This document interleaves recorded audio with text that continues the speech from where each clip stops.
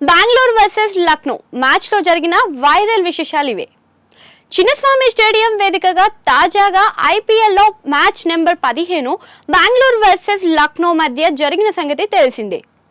ఈ మ్యాచ్ లో బెంగళూరు లక్నో పై 28 పరుగుల తేడాలతో ఓడిపోయింది. సాగిన ఈ మ్యాచ్ లో పలు ప్రత్యేకతలు ఇవే. ఇందులో భాగంగా పలు రికార్డులు నమోదయ్యాయి. అవును, బెంగళూరుతో జరిగిన మ్యాచ్ లో టాస్ ఓడిపోయి బ్యాటింగ్ కు దిగిన లక్నో టీంతో ఓపెనర్ గా డికాక్ అద్భుతమైన ఇన్నింగ్స్ ఆడాడు. ఇందులో భాగంగా 56 బంతులలో 8 4లు 5 6ల సహాయంతో 81 పరుగులు సాధించాడు.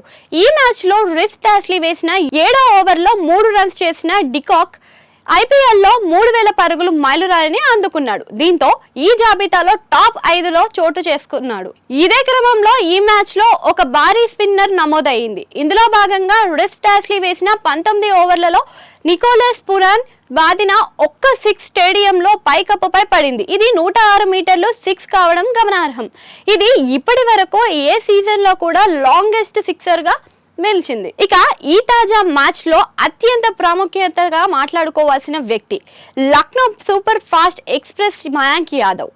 ఐపీఎల్ లో ఆడిన మొదటి మ్యాచ్ లో పంజాబ్ పై వేసిన 4 ఓవర్లలో 12 డాట్ బాల్స్ వేసిన 27 పరుగులు ఇచ్చాడు. అంతకంటే ప్రధానంగా 3 వికెట్లు తీసిన పంజాబ్ టాప్ ఆర్డర్ ని పెవిలియన్ కు పంపాడు. దీంతో ఆ మ్యాచ్ లో Mayank Yadav player of the match award ని గెలుచుకున్నాడు. ఇక తాజాగా మ్యాచ్ లో మరింత ఆసక్తికరమైన గణాంకాలను నమోదు చేశాడు మయాంక్.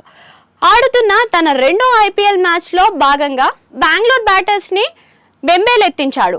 ఈ మ్యాచ్ లో వేసిన 4 ఓవర్లలో 17 డాట్ బాల్స్ కాగా 14 పరుగులు ఇచ్చి 3 వికెట్లు తీశాడు. మరో ఆసక్తికరమైన విషయం ఏంటంటే ఇందులో ఒక మెయిడెన్ ఓవర్ కూడా ఉందంట.